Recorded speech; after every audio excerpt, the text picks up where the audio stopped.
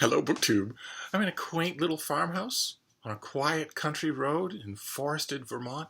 What better peaceful place than that could be for that? For TBR torture. I need a little help. I need an accomplice in crime this time around because, of course, I'm far away from my own library. Fortunately, I'm smack dab in the middle of a very good library, perfect for TBR torture, and I've assembled 6 books. Now, of course, in a place like this, they're all 6 books I have read. But that's part of the joy of TBR torture, is to sing the praises of these things. So we won't have any unknowns this time around. And of course, the way I have to start in this house, of all places, is with this book, Sailor Historian, the best of Samuel Eliot Morison. This was edited and compiled. Samuel Eliot Morison was a great American historian of the 20th century, and this was an anthology of excerpts from his work, collected and edited by his daughter.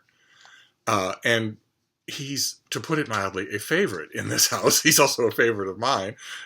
And if you need more of a resonance than that, the introduction to this book is by Walter Muir Whitehill, who was a dedicated and extremely good head librarian. So there you go. But I want to read you just a bit of what he writes in his foreword to this book.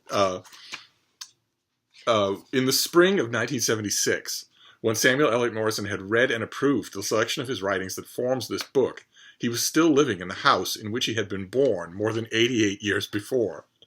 Few Bostonians have been so consistent in their devotion to a home port, or have sailed so far from it in the course of their lives. And that is referring to Bremer Street, where Morison was born, right at the bottom of Beacon Hill. And the book is perfect for those of you who maybe are a little intimidated by the big books that Morison wrote. I mean, he wrote big biographies. He wrote smaller books as well, including One Boy's Boston, a memoir of his of turn of the 20th century Boston in his boyhood that is amazing. Just amazing. There's a part of it that's reprinted in here, but I wouldn't mind at all if Library of America did it and a bunch of other stuff in its entirety. But it's, if you're intimidated by those bigger books, this is the perfect place to start. And you will see this at your library book sales or your flea markets or whatever. This is a very well curated, as we say now in the 21st century, a very well curated collection that will give you a very definite feel for whether or not you want to plunge into this author. I would hope, those of you who like reading history, that when you get that feel, you will want to plunge in if you haven't made Samuel Eliot Morison's acquaintance. And boy, oh boy, when you do that, you will have a lot to read. He wrote a lot. He never really stopped working. And his multi-volume, he wrote a whole shelf of volumes on the U.S. Navy during World War II. He was specifically commissioned to be able to do that and given free pass. Had ships sunk out from underneath him. And maybe some of you will be familiar with authorized, regimental histories like that. They can often be extremely dutiful and extremely boring. And his is wonderful. Every volume in that series reads like an adventure novel.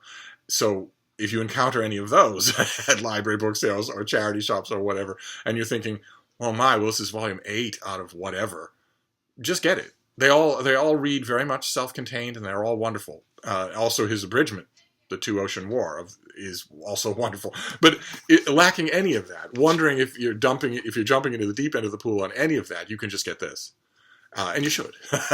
Then this next one is among the many books that I covet here.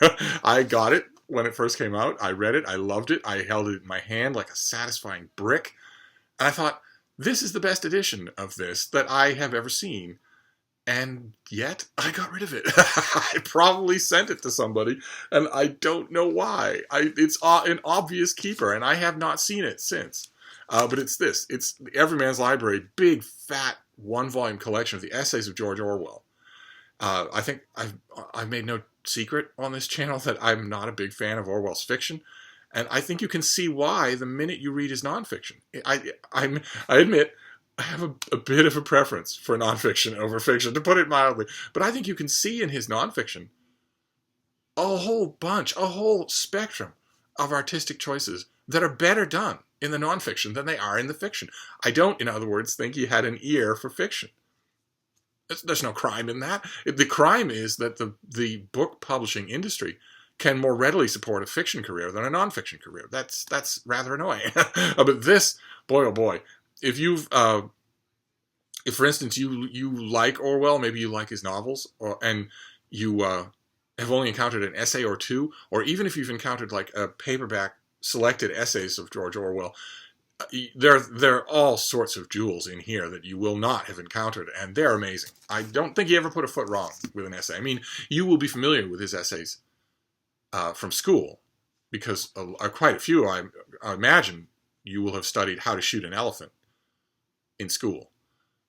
And it's a shame that, I mean, that's a very effective piece of writing, but it's a shame that it's usually the only piece of writing of its kind for Orwell that anybody ever sees. And this book is an antidote to that. And if you're, far away from used bookstores and whatnot, and you just want a collection of Orwell's essays, this is the one to get. So, just find it. Then we're gonna go from there to fiction. Historical fiction, but still fiction. And it's also not long. A lot of the things in this pile are long. But this is something I mentioned on my channel before, but there are 1,000 more of you now than there were the last time I mentioned this, for reasons known only to God. And so I wanted to mention it again because it really is worth recommending. It's this. It's Robert Harris's novel, Pompei. And it's exactly what you would think. It's exactly what you see on the cover. It's the eruption of Vesuvius that buried Pompei and Herculaneum. And Harris decides, he makes a couple of very interesting decisions. Of course, the famous novel about this subject before this book was The Last Days of Pompei by Bulwer Lytton, that is notoriously lauded as awful. It is almost beloved by how awful it is. And this is very much different than that. This is Harris is not trying any of the things. What Bulwer Lytton was trying was to give you a sense of the whole world of Pompei, on all the rungs of the social ladder, immediately up to the disaster, to sort of give you a feel for the whole place, including a lot of its decadent side, in what I think was probably a late Victorian moral judgment of some kind or other. Harris is firmly under the opinion that volcanic eruptions are not acts of God. They're not judgments in any way. They're just geological phenomena. But still, the effective way to do a book like this is to put you into the world that is about to end and doesn't know it. And he does that in a couple of ways. And one of them is tricky. The way that isn't tricky, the way that I really like it, I don't know how many attempts he took out to do this, but the way that he chose finally to get you into the world that doesn't know the disaster is coming is to locate the narrative around the one person who does know that a disaster is coming. Not a soothsayer, but the actual surveyor of the waterworks, the buried pipes and the aqueducts that fed the Bay of Naples. The eruption of Vesuvius was preceded by underground rumblings, by underground, barely detectable earthquakes that ruptured those water lines. They ruptured the water mains heading to all the main cities. And this guy was called in as a specialist to figure out what was going on and maybe if it could be fixed. And at first, he's thinking it's just a problem with the line, and I can fix it with a crew of workers. Then he starts to realize he doesn't know what he's dealing with, but he starts to realize that something much worse is going on and that it's not finished. And that's wonderful. That will send chills down your spine when you're reading this. And the other way that he decides to do this is unconventional. And at first, when I read the book, I thought, okay, that's got to be a mistake. And that is that he starts every chapter. The epigraph of every chapter is not from ancient sources. It's from modern studies of volcanology and geology. It's from modern studies of what is actually going on during the different stages of a volcanic eruption. And when I first saw that, I thought, well, okay, doesn't that burst the bubble?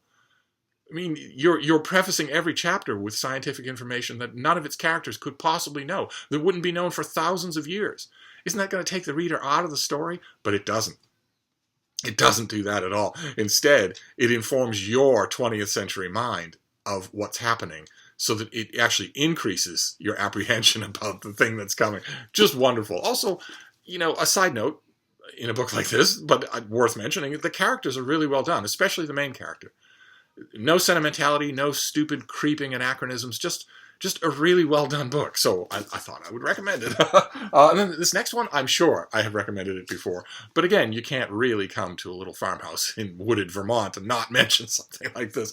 This is by Robert Richardson. I'm assuming no relation to my host. And it's this.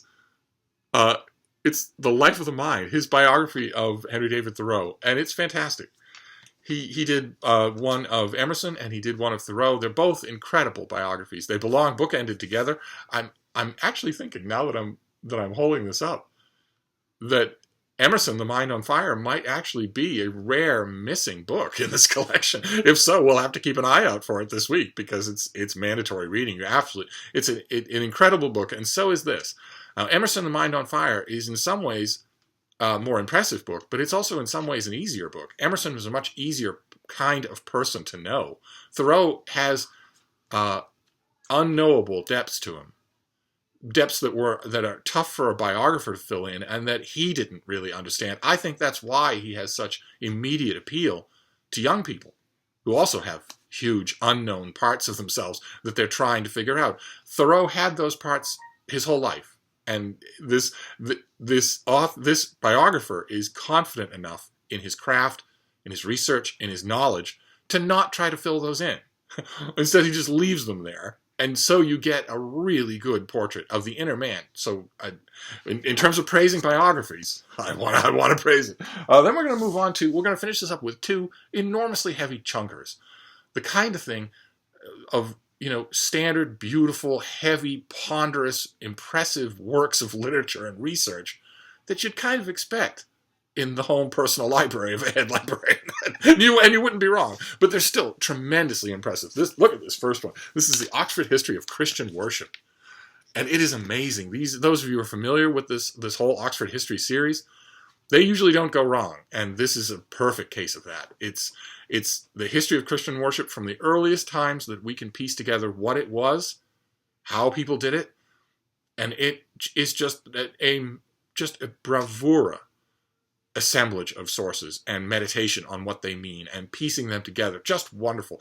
Really, there's probably in a basic library of books you absolutely have to have on the history of Christianity. That library, for very basics, the bare bones skeleton, the starter kit of that library would probably be 20 books long, and this would be one of them. Absolutely.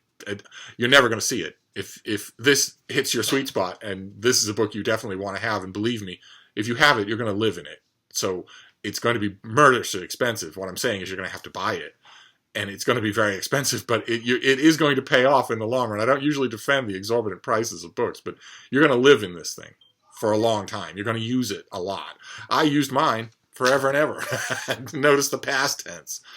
I got rid of it somewhere along the line.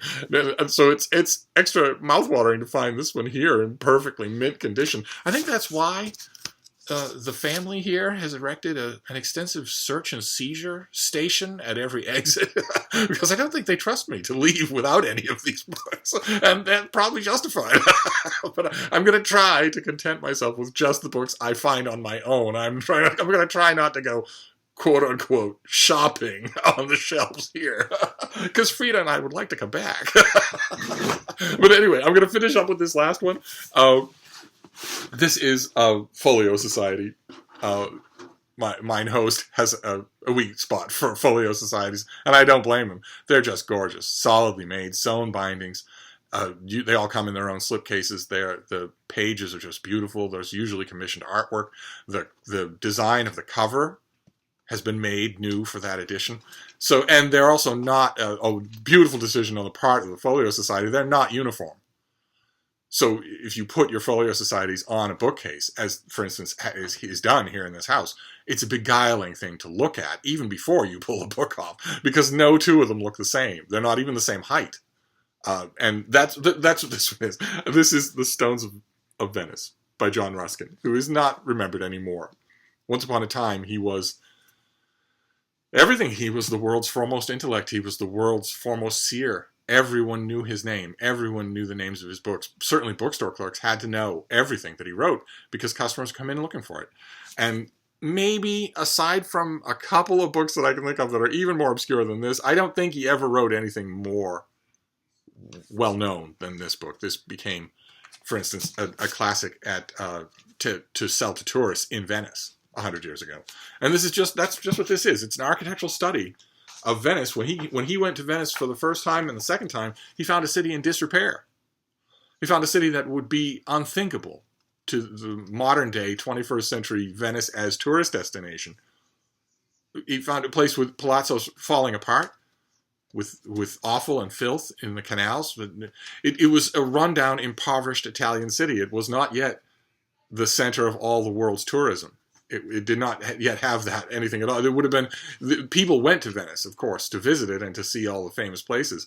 But the idea of taking a 15-deck cruise ship to the Venetian lagoon and offboarding dozens of tourist groups would have been unimaginable. And this has, look at this artwork. I don't know if you can make it out in this weird lighting, but this is just gorgeous. It's edited and annotated by Jan Morris, who also wrote a classic book on Venice. And it's done lovingly. I remember this volume so well. It's such a good volume. And I mean, the Folio Society really can't go wrong. But this is still a really good one. Unfortunately, it's hard to find them. They're usually expensive. It's been eye candy for me to see it here. But I do recommend it. You won't be able to find the Folio Society at your library, for instance, but you will be able to find probably somewhere a reprint volume of The Stones of Venice somehow. And probably, actually, now that I think about it, The Stones of Venice, either the multi-volume original or a one-volume abridgment, is probably in the common domain. You could probably find that on Project Gutenberg or something, or a downloadable PDF or something like that. It just won't be this. This is a work of art on its own. So there you go. That's a little down-home country TBR torture. So we have The Stones of Venice, in this case in a beautiful Folio Society edition. And we have the Oxford History of Christian Worship. From the very beginning, the earliest sources that we know of, all the way through to the tumultuous 19th century, all of the doctrinal disputes, all of it, and the collection of people they get for this volume is just amazing. Then we have The Life of the Mind, Robert Richardson's biography of Henry David Thoreau. We have Pompei, fantastic and first-rate historical novel about the eruption of Pompei, the eruption of Vesuvius.